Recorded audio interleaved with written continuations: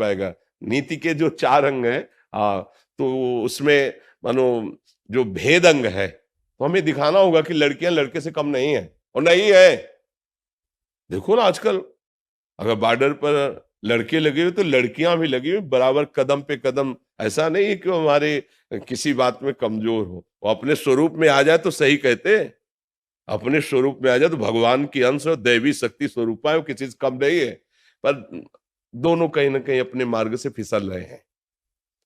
अगर दोनों सही ढंग से चले ना, तो हमारे देश के दीपक है जैसे प्रकाशित होता है। देख, ये नौ युवक, नौ समाज आगे चलकर कोई नेता बनेगा, कोई महात्मा बनेगा, कोई किसान बनेगा, कोई व्यापारी बने। इसी से तो हमारा देश समृद्धशाली बनेगा, अच्छा बनेगा। तो मुझे लगता है दंड भी ठीक है, पर केवल दंड ही नहीं, साम और दाम का भी प्रयोग किया जाए, जिससे उनको सहयोग हो, उनकी बुद्धि पवित्र हो, उनकी बुद्धि में बात आवे कि लड़की कोई विपत्ति नहीं, कोई अभिशाप नहीं। इसमें जो दंड प्रक्रिया है वो डॉक्टरों पे है जो इस गलत काम को करते हैं। हाँ ठीक है, हाँ हाँ हाँ ठीक है। ये दंड प्रक्रिया इसलिए कि तुम पढ़े लिखे हो और जानते हो कानून का जो विधान है उसको जानते हो तुम, कि कानूनी अपराध जरूर दंड देना चाहिए। वो दाम और साम से नहीं समझने वाले, उनको तो दंड देना ही चाहिए, क्योंकि आप जानते हो कि इसमें हत्या हो रही है, और यह हमारे राज्य की कानून के खिलाफ भी कार्य है, और समाज के लिए बहुत बड़ा साफ है। आप क्या समझते हो, जिस दिन लड़कियों की कमी हो जाएगी तो हमारा समाज सुरक्षित रहेगा क्या? आप सोचो ना, अगर 50 लड़कों के बीच में एक केवल लड़की वहां है, अब क्या करोगे? 50 का ब्याह कैसे होगा? कैसे गृहस्थी चलेगी? हाँ, वो दंडता कर सकते हो विषय सेवन की, लेकिन कुल परंपरा थोड़ी चला सकते हो तुम। जैसे आजकल वो प्रवृत्ति नहीं बढ़ी है, तो उससे क्या होगा? वासना का खेल खेल सकते हो, लेकिन कुल परंपरा तो नहीं चला सकते। इन देवियों से ही कुल परंपरा चलती है।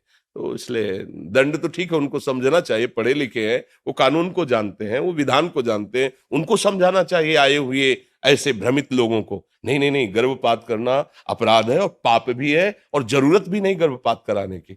अगर अच्छे से समझाया जाए तो लोगों की समझ में आ जाए। चेतन गौतम जी, चेतन जी, परम आदरणीय महाराज जी, कोटि कोटि प्रणाम। महाराज जी, अगर कोई व्यक्ति खूब दान पुण्य व धार्मिक गतिविधियों में प्रवृत्त हो, लेकिन उसके मूल स्वभाव में कोई परिवर्तन ना हो, उससे लोगों को पीड़ा होती हो, तो उसका कोई लाभ है या नहीं? क्योंकि वो अहंकार की धरा से हो रहा है, इसलिए परिवर्तन नहीं हो रहा। अगर परहित की भावना से तो परिवर्तन तत्काल शुरू हो जाएगा, क्योंकि जो दान पुण्य का भाव है वो अहम से हो रहा है।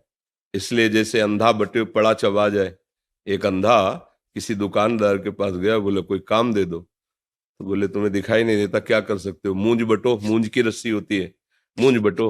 मूंज दे दिया, बटना शुरू किया, भैंस का पड़ा के पीछे खड़ा हो गया।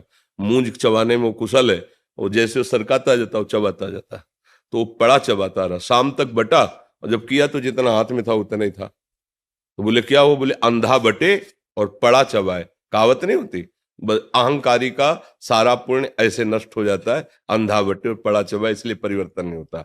पुण्य कैसे किए जाते हैं? तो दियम वस्तु गोविंदम तुभ्यमेव समर्पय। हे भगवान, आपने जो वस्तु दी है और इस रूप में पाने वाले के रूप में भी आप आए हो, आपको समर्पित है।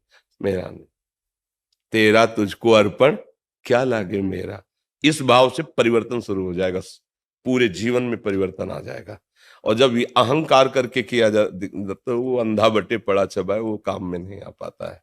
समझ पा रहे हैं आप?